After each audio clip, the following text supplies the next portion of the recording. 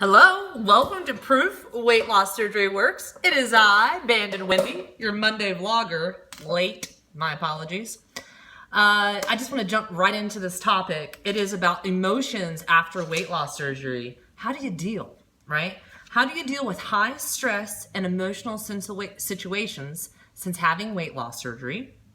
And what do you do to what do you turn to calm down, to soothe, to deal with those emotions and the stress? Right? So life. Every single one of us out there, myself included, lives life. And we're probably faced with a high amount of stress on any given day and can be emotionally charged pretty easily, right? Depending on what's going on. So, how have I dealt with it?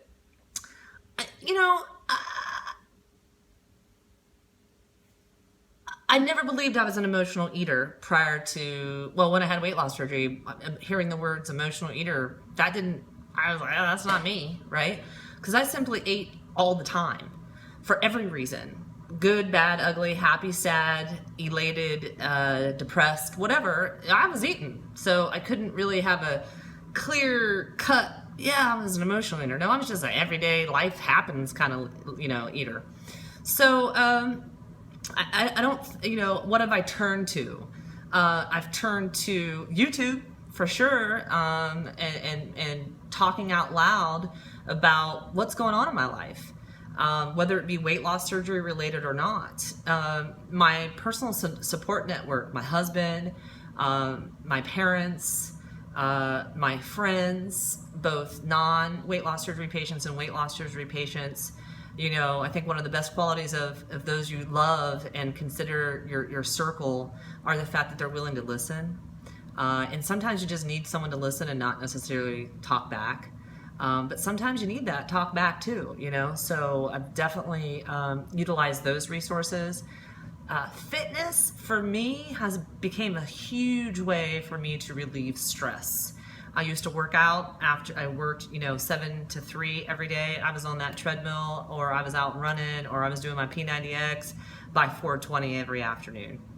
And certainly that was the divide in my day. I let go of everything that happened at the office so that I could push through with everything I wanted to get done the rest of the day. So fitness has been a big one for me. I like to have a little bit of fun. I love vacation. I love time with my husband. I love, just letting go. I like having a cocktail every once in a while. That's a slippery slope for some, not for me. So, if I drink once a week, that's a lot. If I'm on vacation, I'll drink every day. I'm having a good time, right? And that's certainly dancing, music, concerts, shopping, retail therapy. That gets expensive, but those are all been things that I've used to deal with emotions and stress. And I've said this in a video previously. My mother had her breast cancer reoccur, metastasized breast cancer, back in November of 2010.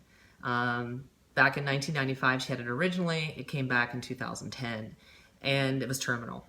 And from November of 2010 until November of 2013, it was okay. Okay, I'm back. Sorry. My husband walked in and he doesn't like to be in my video as a guest appearance. So from November 2010 to 2013, her illness progressed. And she was getting worse and worse, and I cried a lot. I cried and I cried. I cried every day. And I did a lot of research. I wanted to get information to know more and more. To the point of YouTubing the death rattle. I knew I was going to be her primary caregiver, and I wanted to have as much information as I could. So I got really involved in what I was scared of, what caused me the stress, what gave me that emotional charge. And I did not use food emotionally in that time. In November of 2013, I had reconstructive surgery, so I didn't have fitness as an outlet. I had quit smoking, and I used to use cigarettes, as a stress reliever too.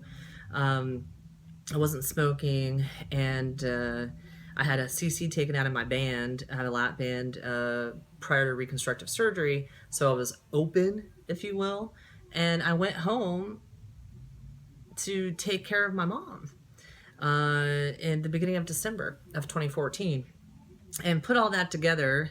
3 weeks post-op from my reconstructive surgery, not smoking, having my band open, and being the primary caregiver for my mother, and dealing with the fact that she was going to die. Like, I was going home to care for my mom because she was going to die.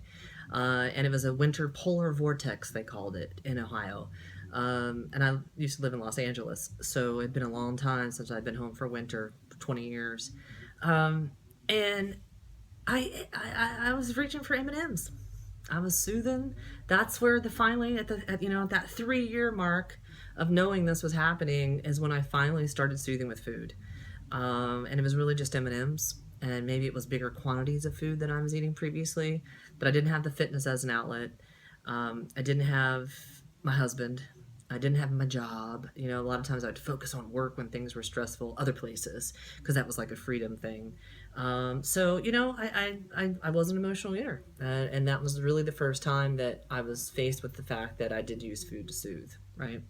Haven't bought M&Ms since, and I really, having a parent, die in front of me before my eyes, and me taking care of everything, was certainly the hardest thing I've ever had to deal with in my entire life. And even as a weight loss surgery patient, I was not equipped with a way to truly deal with it without those M&Ms.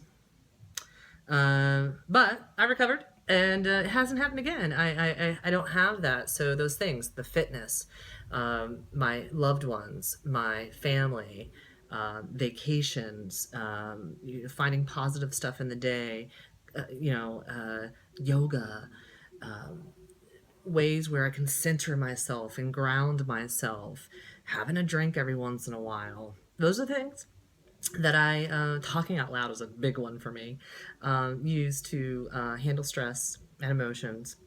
It's better to be proactive and versus reactive.